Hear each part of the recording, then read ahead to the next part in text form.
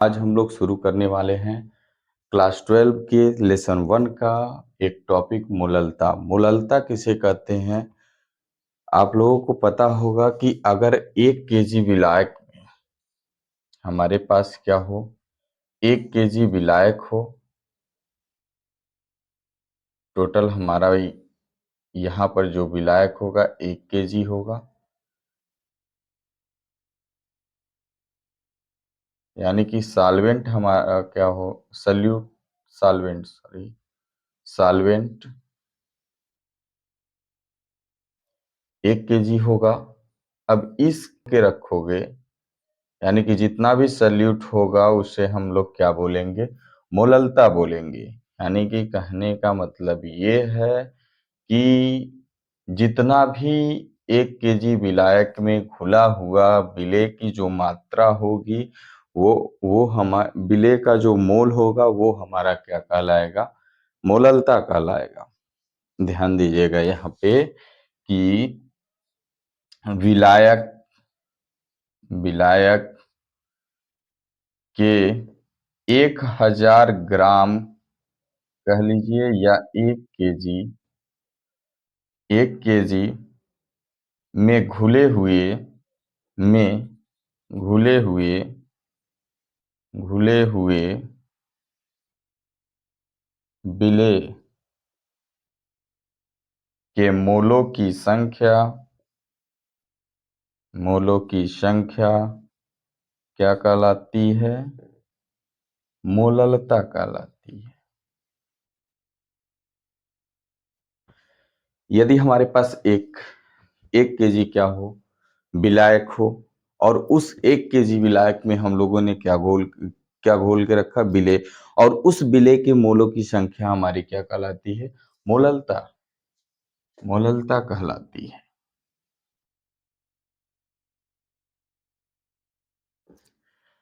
इसका जो यूनिट की बात किया जाए, यूनिट क्या होगा? तो मोल पर केजी होगा। क्या होगा? मोल पर केजी। इसे स्मॉल m से प्रदर्शित करते हैं।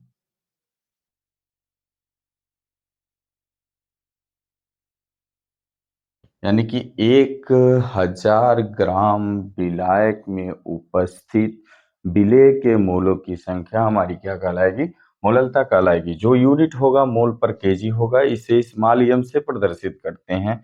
तो बात किया जाएगा कि जो मोललता होगी हमारी, वो क्या होगा? विलेय के मोल बटे विलायक का द्रव्यमान या भार भी कह सकते हैं। अगर केजी में रहेगा तो 1000 से गुणा करने की जरूरत नहीं है।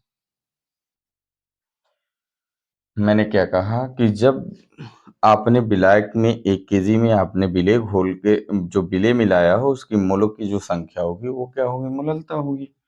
तो मैंने बताया था कि जो विलेय का मोल होगा, मोल या मोलों की संख्या कह लीजिए, मैंने कहा था कि इसे Na से लेके चलूंगा। पूरे सॉल्यूशन चैप्टर में जो मोलों की संख्या होगी, यानी जो विलेय के लिए होगा, वो हमेशा A से लेके चलेंगे। और विलायक का जो भार होगा या द्रव्यमान कह लीजिए, उसको मैं किससे लेके चलूंगा? WB से। तो आप यहाँ पे मोललता अगर निकालेंगे तो ये हो जाएगा Na/WA। ये किसमें है? केजी में। यहाँ पे देखिए, जो विलेय के मोल हैं यानी मोलों की जो संख्या है Na से लेंगे। जो विलायक का द्रव्यमान है वो केजी में है, यानी विलायक का भार जो होगा वो किस में लेके चलेंगे? WA। या आपको मैंने बताया था कि Na इज इक्वल टू होता है WA/MA। Na is equal to WA/MA। ये हमारा क्या है? विलेय का जो है कि भार है। विलेय का क्या है? भार। और ये क्या है? विलेय का क्या है? अणु भार है। विलेय का क्या है? अणु भार है। विलेय का अणुभार है, तो अगर आप यहाँ पे मोललता आप निकालेंगे स्मॉल m, तो यहाँ पे लिख सकते हैं WA/ma गुणे 1/WB, और यहाँ पे 1000 से अगर गुणा कराते हैं तो ये हो जाएगा हमारा किसमें, ग्राम में। अब यहाँ पे याद रखिएगा कि विलेय के मोलों की संख्या जो है वो कितना है, WA/ma है, और जो विलायक का भार है वो किस में है, ग्राम में है। इंटू 1000 से मल्टीप्लाई कर देंगे तो हमारा ये ग्राम में हो जाएगा। यहाँ तक नोट करिए, तो इसके बाद इसका मैं क्वेश्चन कराता हूँ।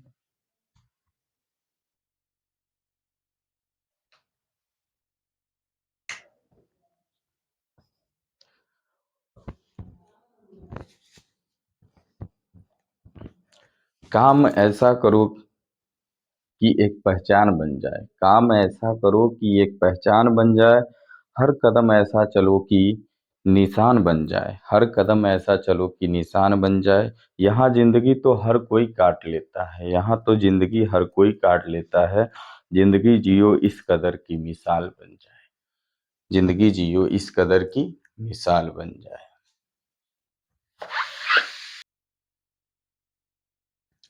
अब देखिए यहाँ पे दूसरा क्वेश्चन हम लोग करने वाले हैं मोललता का, कि 45 ग्राम एथिलीन ग्लाइकॉल को 600 ग्राम जल में घोला जाता है, तो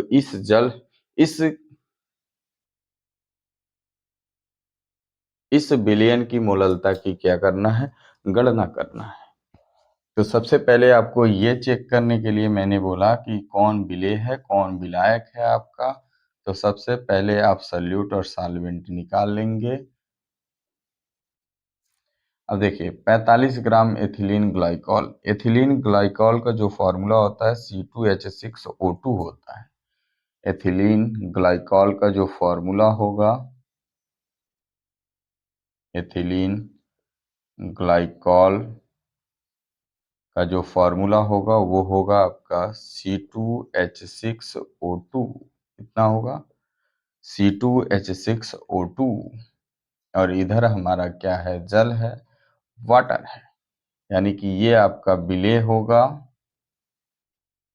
और ये आपका क्या होगा, विलायक होगा। अब देखिए एथिलीन ग्लाइकॉल का भार दे रखा है,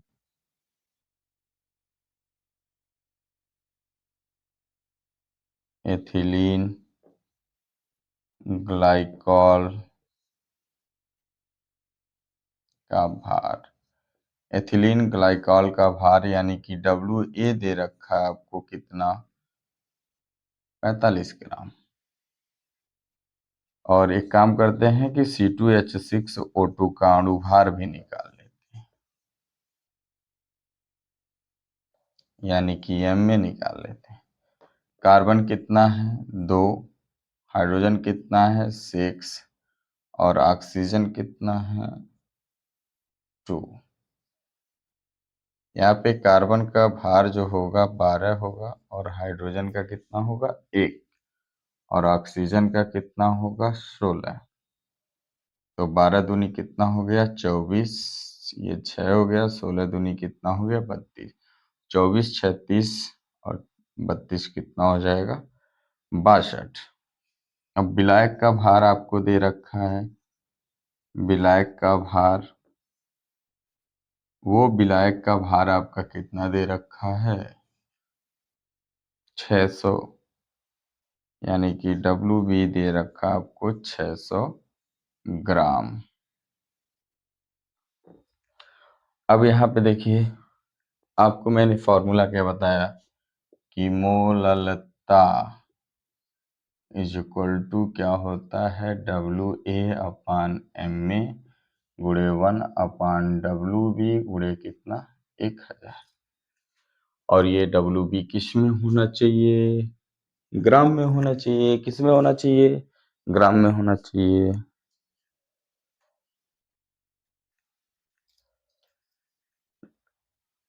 अब यहाँ पे देखिएगा कि WA आपका कितना है, 45, और एमए कितना है 600, सॉरी एमए आपने निकाला है कितना है 62 है, और ये कितना है 600 है, और ये आपका हो गया 1000, ये कैंसिल हो गया, 45/62 गुणे 1/6, और ये हो गया 10, 3 से काटते हैं, 3 एकने 3, 3 5 15, 3 दूनी 6, ये आपका हो जाएगा 15 गुणे 10/62 गुणे 2। आप इसको भी डिवाइड कर लीजिए तो ये हो जाएगा 5, 15 पचे 75 बटे कितना हो गया 62, यानी कि आप डिवाइड करेंगे तो 1.209 मोल पर केजी आएगा। ये आपका राइट आंसर। यहाँ तक, यहाँ पे देखिए, यहाँ पे क्वेश्चन मैंने दिया है कि 2.5 ग्राम एथेनोइक अम्ल के 75 ग्राम जो है कि बेंजीन बेंजीन के विलयन की मोललता की गणना करना है। बेंजीन के विलयन की मोललता की क्या करना है, गणना करना है। तो सबसे पहले देखिएगा कि एथेनोइक एसिड क्या होता है, पहले ये समझिए। एथेनोइक एसिड क्या होता है, यहाँ पे ओइक एसिड देखिएगा, किसमें आप ओइक एसिड लगाते हैं, कार्बोक्सिलिक में, जिसमें COOH होता है। जिस फंक्शनल ग्रुप में आपका कार्बन होगा, काउंटिंग करते समय उस कार्बन का भी क्या करते हैं, नंबरिंग करते हैं।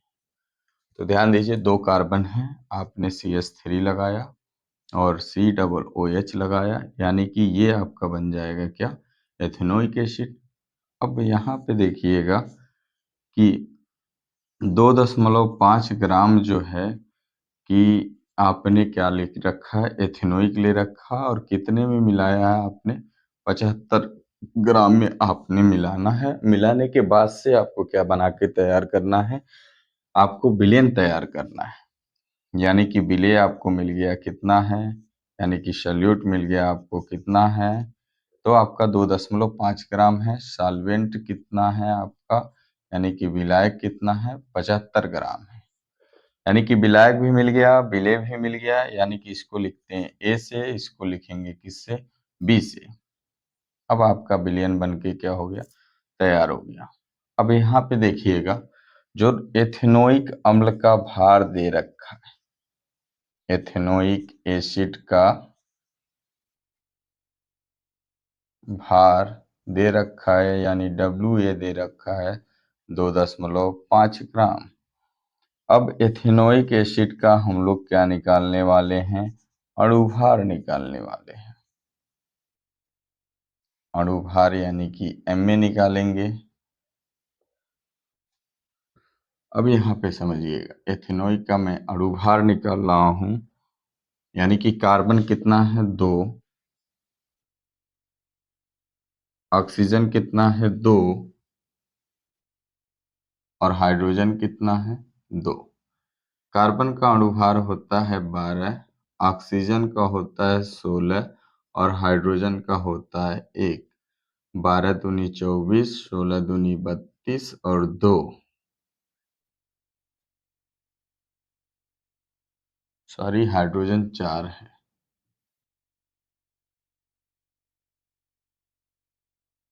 ये हो गया कितना, 24, 28 और 32 हो गया आपका 60। ये आपका अणुभार निकल गया। अब आप क्या करेंगे कि विलेय के मोल निकालेंगे।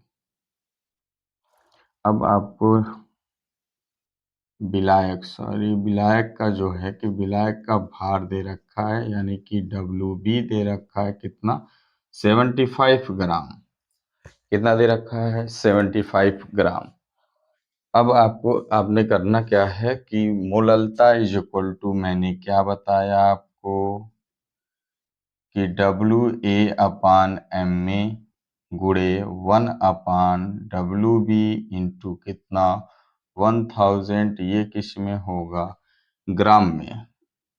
तो WA आपका कितना दिया है 2.5। ये कितना अणुभार इसका है 60। ये कितना है 75 गुणे कितना हो जाएगा 1000। अब इसको आपको सॉल्व करना है, 0 से 0 कैंसिल। यहाँ पे पॉइंट में हटाऊंगा तो एक 0 नीचे बढ़ जाएगा।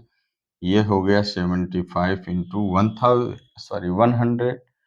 0 से 0 कैंसिल, 25 दिए, ये कितना होगा 75, यानी कि 10/6 गुणे 3। यहाँ पे 3 2 पच्चे 10, 5 बट्टे कितना हो गया 9। 0 5 नवा 45, 5 नवा 45, यानी कि लगभग आपका आएगा 0.55 या 56 का लीजिए, वो क्या हो जाएगा मोल पर केजी। ये आपका राइट आंसर। आपने करना क्या है कि एथेनोइक एसिड का फॉर्मूला आपको याद रखना पड़ेगा, तभी जाके आप अणुभार निकाल पाएंगे। उसके बाद से आपको क्या लेना है, जो विलयन बनाना है उसमें कौन विलेय है कौन विलायक है। जो कम मात्रा में उपस्थित होगा वो विलेय होगा, जो अधिक मात्रा में उपस्थित होगा वो विलायक होगा। अब आपको यहाँ पे विलेय का भार लिख लेना है, इसकी अणुभार की क्या करना है गणना कर लेना है। इस तरीके से आपको क्या करना है मोललता के फॉर्मूले में उठा के क्या कर देना है रख देना है। इसका स्क्रीनशॉट ले लीजिए, तब आगे